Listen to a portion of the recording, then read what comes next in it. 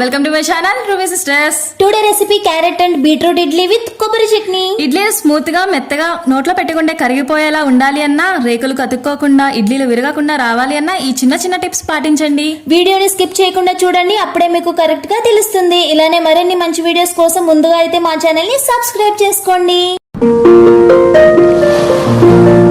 ఇలా ముందుగా ఒక గ్లాస్ మినపగుళ్ళు అయితే తీసుకుందామండి. ఒక గ్లాస్ మినపగుళ్ళకి 2 గ్లాసుల రవ్వ అనేది పర్ఫెక్ట్ కొలతండి. మీరు తీసుకుంటున్న మినపగుళ్ళు అనేది ఉరిమి అవుతుంది అని అనిపిస్తుంటే కనుక 2.5 గ్లాసుల రవ్వ అనేది తీసుకోండి, అప్పుడు సరిపోతుంది కరెక్ట్ గా.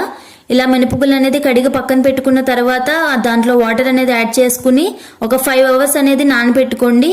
5 అవర్స్ తర్వాత చూసారండి ఈ విధంగా నానుతుంది. మనం మినపగుళ్ళు ముందుగానే కడిగి పెట్టుకున్నాం కాబట్టి ఆ వాటర్ తీసుకుంటే సరిపోతుందండి. ఇలా గ్రైండర్లో పప్పు అనేది యాడ్ చేసుకోండి. మీరు మిక్సర్ జార్లో అనేది పప్పు అనేది వేయొద్దండి, గ్రైండర్లో వేస్తే ఉరుము అనేది బాగా అవుతుంది.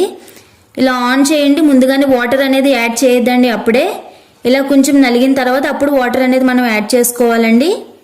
ఇలా అవుతూ ఉండగా మనం ఏం చేయాలంటే ముందుగానే నానబెట్టుకున్న రవ్వ ఉంటుంది కదండి, దాన్ని ఒక 2 టైమ్స్ అనేది మీరు క్లీన్ చేసుకోండి. ఇలా వాటర్ తీసేసి 2 టైమ్స్ మంచి వాటర్తో క్లీన్ చేసుకున్న తర్వాత ఒక గిన్నె తీసుకుని ఈ రవ్వ అంతా కూడా పిండి వేరే గిన్నెలో అయితే యాడ్ చేసుకోండి. మొత్తం రవ్వ అంతా కూడా ఈ టైంలోనే మీరు పిండి పక్కకు తీసుకోండి. చిన్న వాటర్ కూడా లేకుండా తీసుకోండి, ఎందుకంటే పిండి అనేది పలచబడిపోతుందండి. ఇలా మొత్తం తీసుకున్న తర్వాత కొంచెం వాటర్ అనేది యాడ్ చేసుకుంటూ మీరు రుబ్బుకుంటే గనక పిండి అనేది ఉరిమి బాగా అవుతుందండి. చూసారండి ఈ కన్సిస్టెన్సీ వచ్చేంత వరకు కూడా మీరు పిండి అనేది రుబ్బుకున్న తర్వాత మనం ముందుగానే పిండి పక్కన పెట్టుకున్న రవ్వలోకి అనేది తీసేసుకోండి మొత్తం పిండి అంతా కూడా. మీరు వాటర్ అనేది యాడ్ చేసుకుంటూ తీసుకుంటే గనక పిండి అనేది మెత్తగా ఉండి ఇడ్లీలు స్మూత్ గా అనేది వస్తుందండి. ఇలా రవ్వ పిండి కూడా మొత్తం ఇలా కలుపుకుని పక్కన పెట్టుకోండి. ఇలా ఒక క్యారెట్ ఒక బీట్రూట్ తీసుకుందామండి. ముందుగా వాటిని పీల్ చేసుకుని పక్కన పెట్టుకుందాము. ఒక క్యారెట్ ఒక బీట్రూట్ సరిపోతుందండి. ఇలా సన్నగా అయితే తరిగి పక్కన పెట్టుకుందామండి. రెండు కలిపి కూడా చేసుకోవచ్చండి. ఇలా 2 కలర్స్ అయితే డిఫరెంట్ గా ఉంటాయని చెప్పి నేను 2 కలుపుకోలేదండి. ఇలా ఇడ్లీ పిండి అనేది తీసుకుందామండి. మీరు ఎంతైతే ఇడ్లీ పిండి యూజ్ చేయాలి అనుకుంటే కనుక అందులోనే సాల్ట్ అనేది కలపండి. మీరు స్టోర్ చేసుకోవాలన్న పిండిలో అయితే సాల్ట్ అనేది కలపకండి, ఎందుకంటే అది బాగా పులిచిపోతుంది. ఇలా మీ రుచికి తగినంత సాల్ట్ అనేది తీసుకుని పిండిలో అయితే బాగా కలిసేంత వరకు కలుపుకోండి. మీరు సరిగా అనేది కలపకపోతే అందులో ఉప్పుగా తగులుతూ ఉంటుందండి. ఇడ్లీలో అయితే అది ఉండలుగా ఉండిపోతుంది. పిండిలో అయితే ఇలా బాగా కలుపుకోండి. ముందుగా అయితే ఈ విధంగా కలిసేంత వరకు కలుపుకున్న తర్వాత మనం ముందుగానే తురిమి పెట్టుకున్న క్యారెట్ని అనేది యాడ్ చేసుకుందామండి.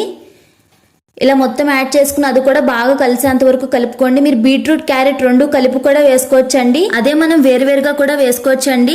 వేరువేరుగా వేసుకుంటే ఏంటంటే 2 కలర్స్ లా ఉంటుంది, చూడడానికి కూడా బాగా అట్రాక్టివ్గా ఉంటుందండి.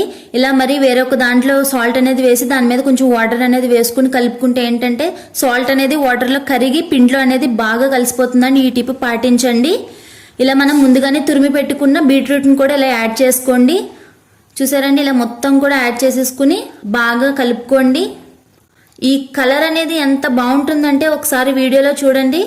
చూసారా అండి ఎంత బాగుంటుంది కలర్ అనేది, చూడడానికి చాలా అట్రాక్ట్గా ఉంటుంది కలర్ అనేది. బీట్రూట్ కలర్ క్యారెట్ మీద చూసారండి మా అక్క వేసుకున్న బ్యాంగిల్స్ అంతే కలర్ ఉంది. ఇలా ఇడ్లీ రేకులు అనేది తీసుకుందామండి. ఇలా ఇడ్లీ రేకులు తీసుకుని ఆయిల్ అనేది రేకులకి అనేది బాగా అప్లై చేసుకోండి. ఇలా ఆయిల్ అప్లై చేయడం వల్ల ఏంటంటే ఇడ్లీ అనేది విరగకుండా వస్తాయండి. రేకులకి ఇడ్లీ అనేది అతుకోకుండా వస్తాయి, రౌండ్గా స్మూత్గా ఉన్నట్టుంటాయండి. ఇలా ఆయిల్ అనేది రేకులకి అన్నిటికి కూడా ఈ విధంగా అప్లై చేసుకోండి. ఇలా అప్లై చేసుకున్న తర్వాత వీడియోలో చూపిస్తున్న విధంగా పిండి అనేది రేకుల్లోకి వేసుకోండి. బాగా ఎక్కువ అనేది వేసుకోకండి, ఇడ్లీ అనేది స్ప్రెడ్ అయిపోతుంది ఉడికి. ఈ విధంగా వేసుకోండి, ఇడ్లీ అనేది బాగా వస్తుంది. ఇలా మొత్తం అనేది వేసుకోండి. పిల్లలకి మీరు ఏ విధంగా పెట్టినా సరే క్యారెట్ బీట్రూట్ వాళ్ళు ఇష్టపడి తినరండి. అదే ఈ విధంగా ఒకసారి పెట్టి చూడండి, బాగా ఇష్టపడి తింటారు. క్యారెట్ బీట్రూట్ స్మెల్ అనేది ఉండదండి, అసలు స్మూత్గా కూడా ఉంటాయి కాబట్టి ఇష్టపడి అట్రాక్ట్గా కూడా ఉంటాయి కాబట్టి చూడగానే తింటారండి. కమ్మగా కూడా ఉంటాయండి చాలా. ఒక్కసారి ఇలా అయితే ట్రై చేయండి. ఇలా ఇడ్లీ రేకులు అన్నీ కూడా అండి ఒకదానికొకటి ఇలా పేర్చుకుంటూ రండి మొత్తం అన్నీ కూడా. ఇలా మొత్తం అన్ని పెట్టుకున్న తర్వాత స్టవ్ మీద ఇడ్లీ పాత్ర అనేది పెట్టుకుని 1 గ్లాస్ వాటర్ అయితే నేను వేసుకుంటున్నానండి. చూసారండి వీడియోలో చూపిస్తున్న విధంగా దానికి హాఫ్ ములిగేంత వరకు వాటర్ వేస్తే సరిపోతుంది. ఇలా ఇడ్లీ రేకులు అనేది పాత్రకి అంటుకోకుండా ఇలా మధ్యలోకి అనేది పెట్టుకోండి.